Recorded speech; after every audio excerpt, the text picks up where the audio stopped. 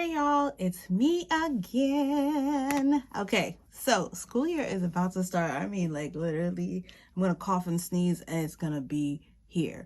So it is time to get down to business. When I say get down to business, I mean do all of my favorite things to do. Well, maybe not my favorite, but all the things that I need to do in order to get myself ready for the school year. The planner is printed. I like the way it looks. It's aesthetically pleasing to me, but that is not why I made this planner. I made it because it has to be functional.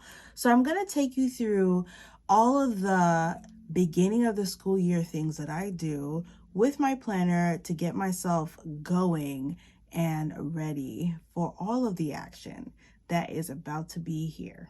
So come along with me as I show you what I do. So the very first thing that I like to do when I'm getting ready to get my mind back in the game for the new school year is get a hold of my school calendar. Now I have kids, and this is the first time that my kids are not going to the same school. So now I not only have one calendar to deal with, I have 3 separate calendars with 3 different types of vacation schedules and all of the things. So I went ahead and I had this old insert from another Happy Planner situation that I was playing around with at the beginning of the year.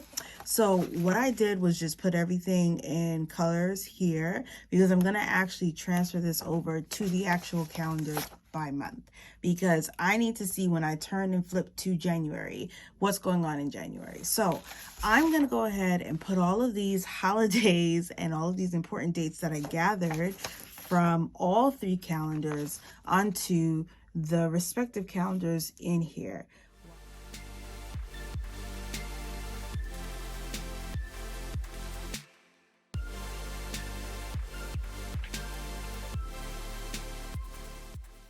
Whew, that took a long time.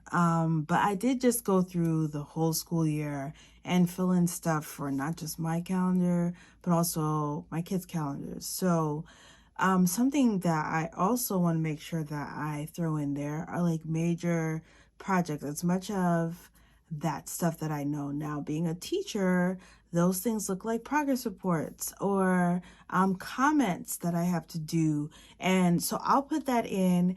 And not only will I do that, I'll set a reminder on Google Calendar like 2 weeks out so that I am reminding myself that, hey, I really need to pay attention to this.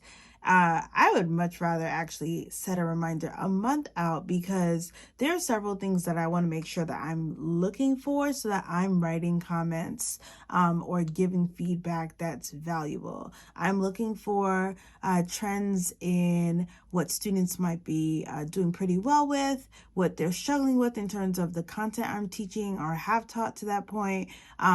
What is something that they could practically do, like one big action step that they can take to improve themselves before the end of that marking period, so that what I'm giving to my students is constructive criticism, constructive feedback that they can actually do something with. So I need time to actually do that. I have to look at test scores. I have to look at, assignments. What are their classroom homework habits, things like that, because I prefer to give thorough feedback that people will actually use, as opposed to just writing a bunch of stuff. So those are the kinds of things that I would also add here, so that I just have a good overview of what's happening, what's important, what's there.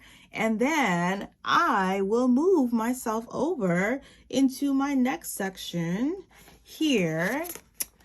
And this is where I typically hold my project notes. I added another part here for 7th grade. I repurposed one of them since I took out my other section that I had, which was all about reflecting. I took it out of here because I really wanted to make sure that this was like where all the business happens, and I made a whole nother video to show you where I put that stuff so that you'll see what I'm doing there. Okay, so this is 7th grade. This year I'm going to be 7th grade dean, and there are several things that I'm going to need to be on top of. So in this section, I have these inserts because I'm gonna write down a quick synopsis of my student profiles. These are my IEPs. I'm not gonna write in detail. What I'm really going to be writing here are tools, that I'm going to be using in my classroom, to actually help them, so that I know, okay, these are my go-to strategies that I'm going to use that correlate with what their profiles have to say, so that I'm supporting my students in the classroom and not just letting that IEP sit and collect dust. So I have a few pages printed for that. That's the first set. Okay, and then another section, this is my student notes for action plan. So this is for, like, already I have a few students in mind that are going to need just a bit of extra love and attention. So I would like to brainstorm what are some of the things that I'm going to do in the first month of school to kind of set us off on the right foot. So I've already had conversations and meetings about my students, and I want to make sure that I'm serving them to the best possible way that I can. So that really means that I need to sit down and think about, what am I going to do to get us off on the right foot, or what strategies or things I'm going to try out. Okay. And then the next section here, parent communication. I just want to keep a log of who have I reached out to, who ends up popping up. My school doesn't have like a digital system where we keep logs of phone calls and stuff. So this is just for me, so that I'm on top of, okay, who am I constantly speaking to? Now, this section over here, again, student notes, but this time looking at the bigger picture, this is by advisory. So these are groups of students, just to kind of get a gist of what am I getting from the advisors that I'm collaborating with, about what they're hearing about students in their group overall, that, maybe there's a trend or something. So I just want to make sure I'm keeping notes on that. So that's this section on 7th grade, the kind of note-taking that I'm going to be doing in order to make sure I'm staying on top of what's going on with my students. So I will go ahead and fill in that information using the IEPs, but I'm just giving you a preview because I'm going to jump right in. This is all going to happen once I get all the nitty gritty during orientation, which is next week. So I wanted to give you guys a preview of what that looks like. It does take time, but honestly, being thorough in the beginning, it really goes a long way. So that's what I would do in terms of processing student information and being intentional about how I am setting up relationships with all key stakeholders for this year.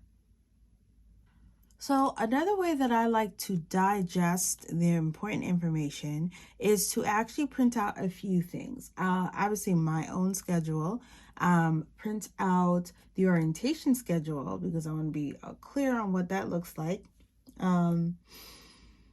Also, I noted student IEPs because I want to use it to create an action plan that I'm going to follow in my classroom, so that I'm supporting students.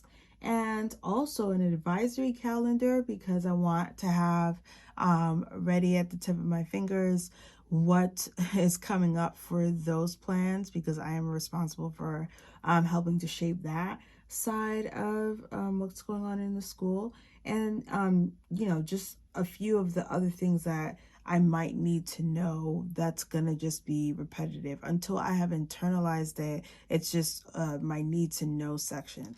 Now, I wanted to show you two things. This is my follow-up sheet. Now, because of my new role, I will have reoccurring meetings with certain people, and I wanted to make sure that I had some way to just kind of be like a thought catcher. This is something that the Together teacher / Together leader group, they talk about in their book, having kind of this thought catcher. So this is just my follow-up thought catcher for myself. I made this insert just so that I have it uniform with the way the rest of my planner looks. And here, I'll just fill in the major buckets of people that I have to see, that we have to continuously talk about certain things. Now, some people might want to keep a digital running log, or just keep it in one place where they have like their digital meeting notes there. That's an option, but because I'm a person that just writes, like, I'm gonna go to paper first, I like to have this here. So I made one for the month because we will probably meet maybe twice a month or once a month, depending on how many cycles go through in that month. So I just have this front and back. I have that there. The other thing I wanted to show you is that once the school year starts and we start going into lessons and I'm teaching and all of that wonderful stuff, this is my lesson plan section. Now, what I like to do with this lesson plan section, I think I showed this in my May video, I like to write out what day it is because my school follows an 8-day cycle, and then I'll write out what my schedule looks like, and then also the general gist of what we're doing. So like, what's the homework, what's the main topic, main activities, really just a few small things, nothing complicated here, because I already have notes typed up and stuff. I already have my smartboard set up, as well as my student facing material. That's already done, so I don't need to write a lot of stuff here, but this is general just so that I have kind of like my running calendar that goes week by week of what am I doing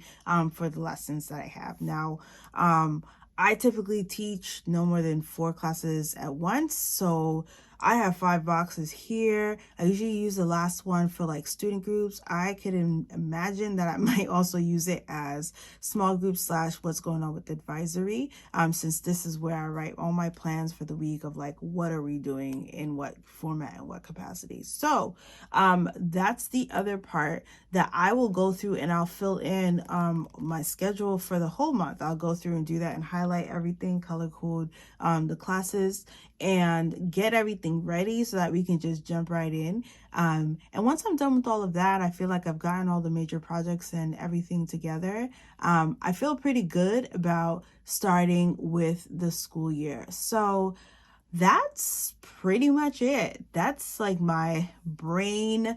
Let's digest the fact that we're jumping back into school mode. Now, I'm pretty sure as I go through orientation, I may figure out that, hey, I probably need something else. I need to figure out how I'm going to process or digest some other bits of information, or figure out a system for managing some new tasks that I'm responsible for. I'll probably create an insert or just find a place to throw it in here and routinize it. So be a part of like my weekly or my monthly way routines, and so that I make sure that I'm keeping track of what I'm doing in the schoolhouse, so that I can focus on all the things that are important to me. So I hope you like this video. Let me know what your process and procedures are for the new school year, and how you digest all the important stuff, or get yourself psyched to really jump in and prepared to meet your new students. What are some routines that you go through planning wise to get yourself there? Hope you have a great week. Bye.